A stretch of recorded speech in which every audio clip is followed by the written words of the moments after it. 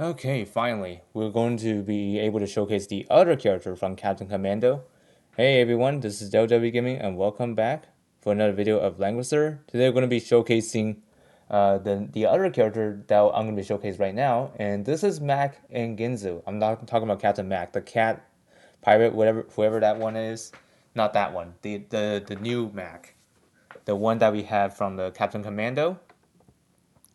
And anyways, I gotta say this duo stand out the most when it comes to this collab because they do better when it comes to assassinations. That is. So, anyways, the evil exterminator is their talent, and basically it increases their attack and crit. I mean, not int. Sorry, by 15% at 3 stars, and it will increase further the higher your star level is. And also, this one actually makes them quite a punch when it comes to like their talent here. So basically, their attack range is like their usual 2 attack range now is a 3 because of the talent, which will increase it by 1 across all the star levels. So yeah, you can imagine that this is basically assassins with the lurker's string built into their kit. Plus, the thing is, this also works when you're using normal attacks. So yeah, this is kind of like Oler's bow and Lurker's string mixed together. So you can imagine that this character is it's going to be by far way better than Captain and Baby when you think about it, because of course they both serve different purposes. This one is more for assassins, so I gotta say this is worth Apex boxing. So this is quite interesting to have. And their kit based around the walk and sprint mode. So in walk mode, they'll have the damage increase of 15%, and when they attack, they will ignore guard. So yeah, it's kind of nuts. Kind of think about it.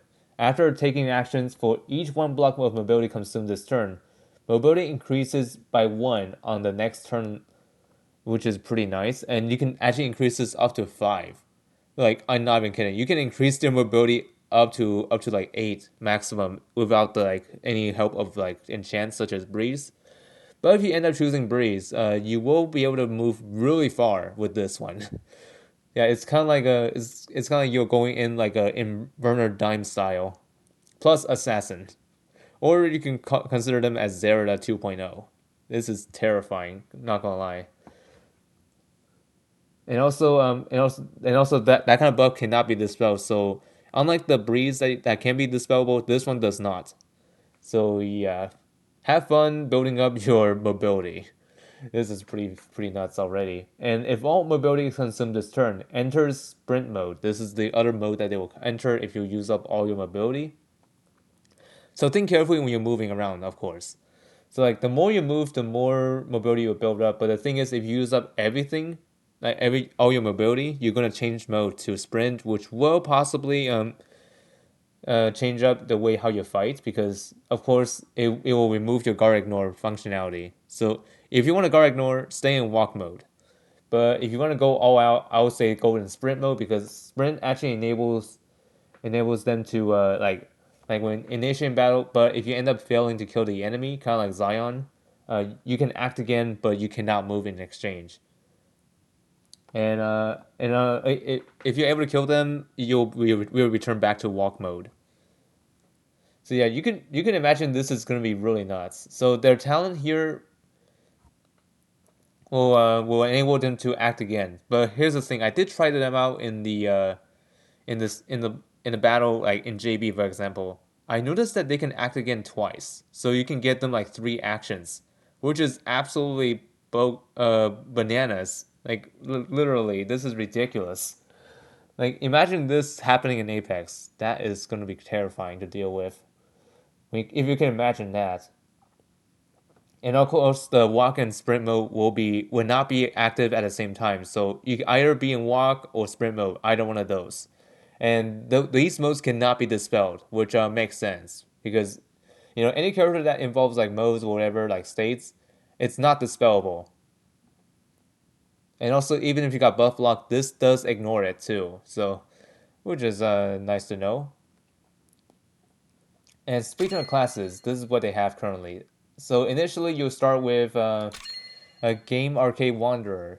So yeah, you notice that the other character, like the Game Boy, yeah, this basically like that but differently, the different part of this. So this is basically him selecting Mac the knife or Ginzu the ninja, and this is what they look like. So if you chose Mac, this is what it looks like initially, and then Mac the knife, and then Ginzu the ninja. Although if you prefer to use him effectively here, I would say Mac the knife because it has higher stats than Ginzu when it comes to toughness.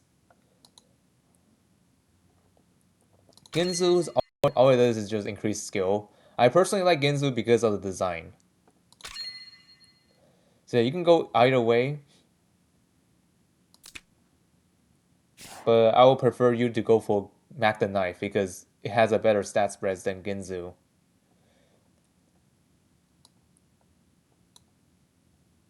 So anyways, this is the gear kit I'm running with them. Even though this is like a kind of makeshift thing, like the Monkey King's vets can be changed with last rites if you have them. I personally chose this one because I don't have any more last rites on me, so I end up choosing the ones that's close enough. That will do the job, make the job done, of course. And also for their kit, I finally able to use my first butterfly gear. I've been wondering who I should give it to, but finally I decided to give it to the duos here because this is really good for them. And speaking of skills, almost forgot about their skills. Hold on, I gotta talk about their skills really quick. So they come with Shadow Raid, which is the typical skill that you have for other characters like assassin like, Shuri included, by the way. And they also have Slice and Dice, which is their signature 1C passive. This one basically when dealing fixed damage, they'll have their HP restored by a certain amount equal to fixed damage dealt. Pretty nice. After actively dealing damage, deals additional fixed damage once to the target equal to 2 times of their attack. So yeah, if you're using AoE and that does fixed damage, you can imagine that they're gonna heal up really quickly. And this is the Mack the Knife's signature move, Double Trouble. This one is a single target attack. Plus, with the talent, you will be able to target enemies from 3 blocks, which is pretty insane. And also, before attacking, you will inflict some kind of poison or whatever, like not the same poison as Seraphina's. This is the unique poison of them, which is called Shell Meltdown. So this one doesn't do damage, but rather hinders the enemy from like having buffs. So when they get buffs, they will get debuffs instead. So yeah, you can imagine this is gonna get really nasty and also gross at the same time. So if you're able to kill the enemy with this skill or any other skill in general with the shell meltdown mark on them, they will drop a special terrain that's called the like I think it's called like biochemical corrosion. Like that is the disgusting thing I ever seen. So what this is that this will spread on the map within a 2 turn period up until the 2 block radius. Yeah, you can imagine anybody that walk on it will receive the shell meltdown because it's kind of like ice melta. So like if you walk on it, it doesn't matter if you stand on it or not. If you as long as you walk past that, you will get affected by the corrosion. So yeah, avoid going on there if you're fighting against Mac the Knife. But of course, this will not harm your team, which makes sense. If it doesn't make sense, then that will mean friendly fire. But anyways, you get the idea. This skill is pretty awesome. Of course, not for your opponent though. Anyways, they also come with sneak. Well, of course, since they're assassins or ninjas, it makes sense for them to have this. And they also come with other skills like plunder. It allows you to steal 3 buffs on the enemy, and then repose for more guard ignore options. But I mean, their talent already made them guard ignore. So having these skills additionally as guard ignore options, so like in case if you're out of your walk mode, you have these as other options too if you preferred. And also the Aizuki skill, I think that's how you pronounce it. This sounds like Japanese name, I would say, because ninjas are from Japan. And this does AoE damage. Increase crit by 20% and attacks all enemies in 3 straight lines, kind of like Sakura style plus Balance Blade on there, with the with one of those like 2C skill that does three line as well. Yeah, kind of like that. dealing 0.33 times AoE damage, and steals 1 buff from them, of course. If in sprint mode, you can move 3 additional blocks after attacking. Ooh, pretty nice. And of course, backstab.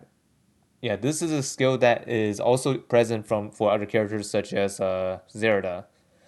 So yeah, they're in a mix of Zerda as like Zerda's DNA, I would say, but they're not really the same character. It's just that their kit is pretty similar to Zerda.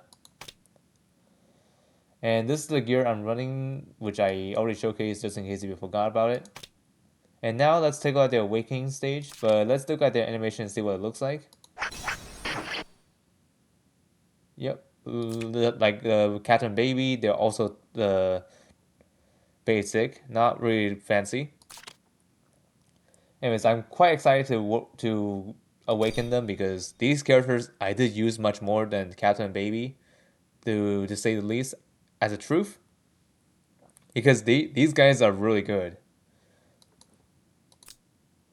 And for soldiers options, they have Arc Assassin, the Faceless, Mist Dancer, Kunoichi, I think that's how you pronounce that.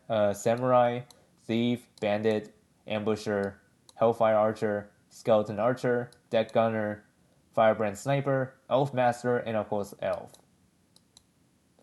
In order to fully utilize like Ginzu Ninja and Mack the Knife, I would say run them with Firebrand Sniper for of course finishing blows if you need to.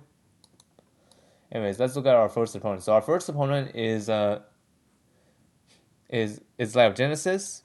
Our second opponent is Elwyn, and my last opponent is Bozel. The same 3 opponents from the other crossover Awakening stage.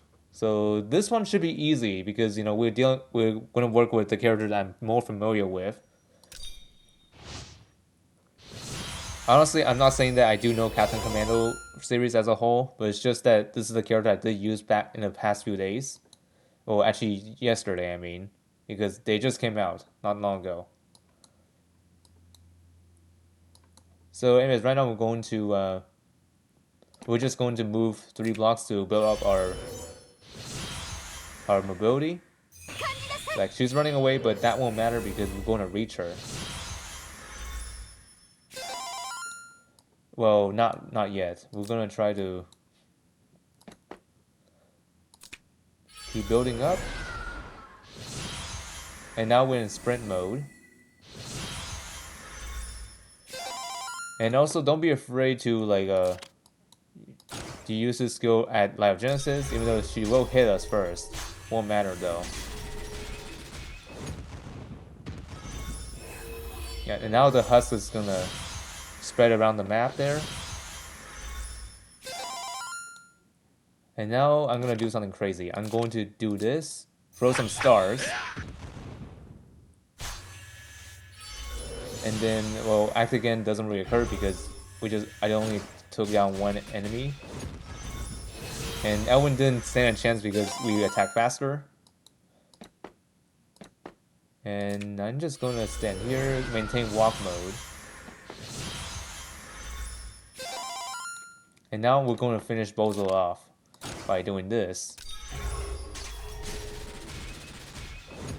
Yeah, if you're able to do all that, you can pretty much clear this no problem. Doesn't matter if you're Mack the Knife or Ginzu Ninja, this is clearable.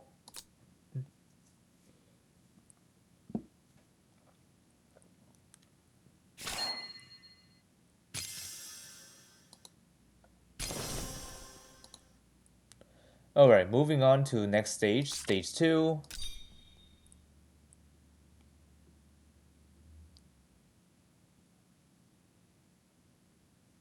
Alright, so let's see what we're dealing with here. We're dealing with Mack the Knife with the 2 dangerous skills.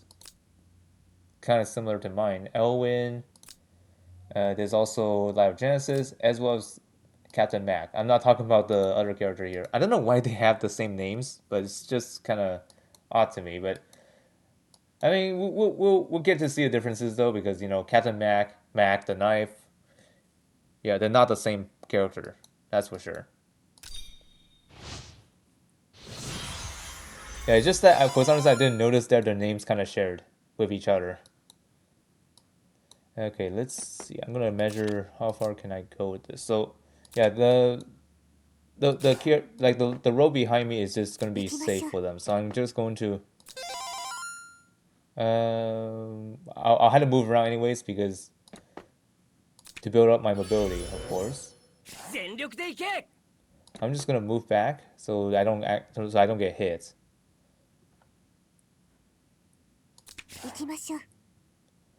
And I'm just gonna move Lyogenesis down here and give Ginzu strengthen.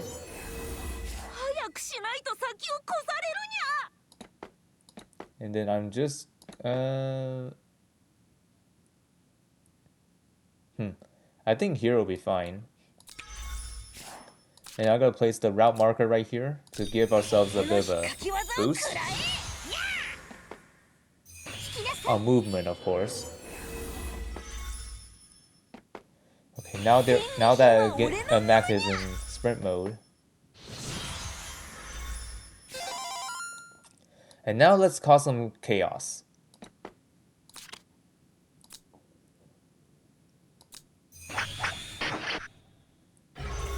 Okay, since we're in sprint mode, we get to act again. Well, actually not yet. We're going to be moving around. I think right here. Oh, actually wait. The act again is actually after using that 2C. Okay, that was my bad. It doesn't matter. We're not going to rewind just to show that.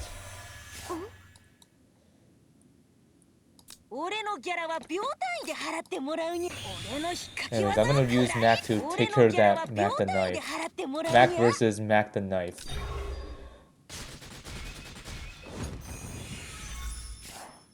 Man, I couldn't get over the names here. They're just too similar with each other.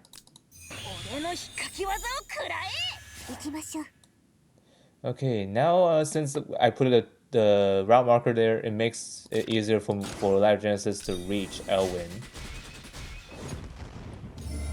And just like that, Elwyn goes down easily.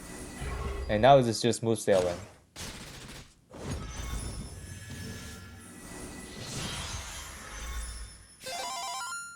And now we're gonna finish her off by doing this.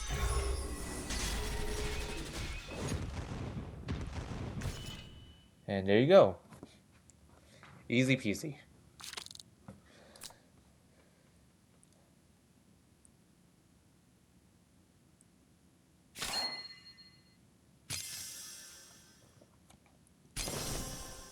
Anyways, I'm gonna screenshot this. Don't mind me. Anyways, I'm gonna showcase the ability really quick. I'll be right back.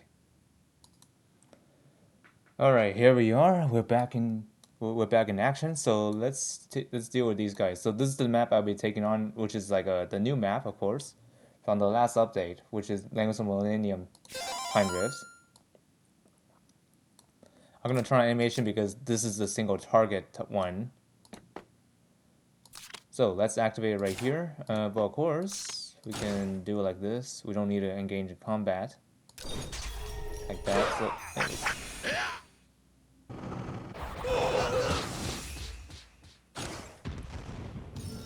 and this will create smoke, which will enable ourselves to make ourselves undetectable. I mean, they can still attack within it, but it will be a bit difficult for them to reach me. Anyways, let me get this to Sakura so she'll be protected.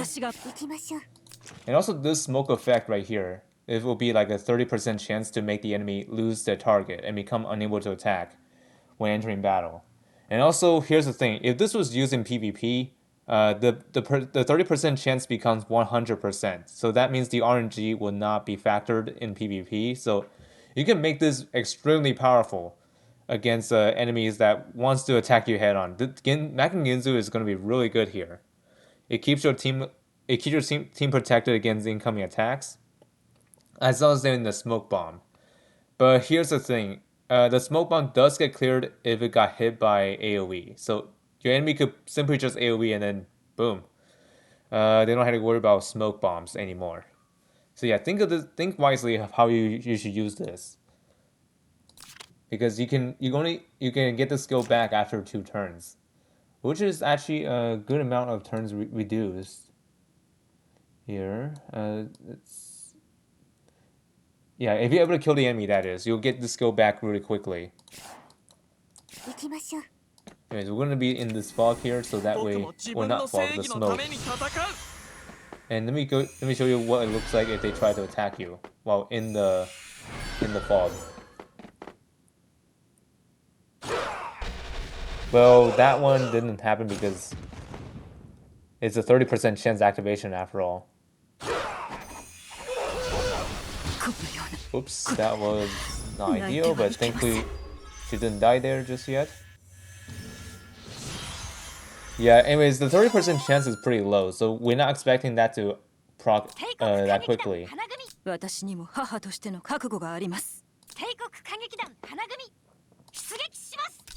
So, anyways, we're just gonna clear them out and I'll get on with it. So yeah, that is Mack and Ginzu for you. So anyways, what do you guys think about this character? I personally think Mack and Ginzu does have the upper hand over the other duo that I just mentioned earlier.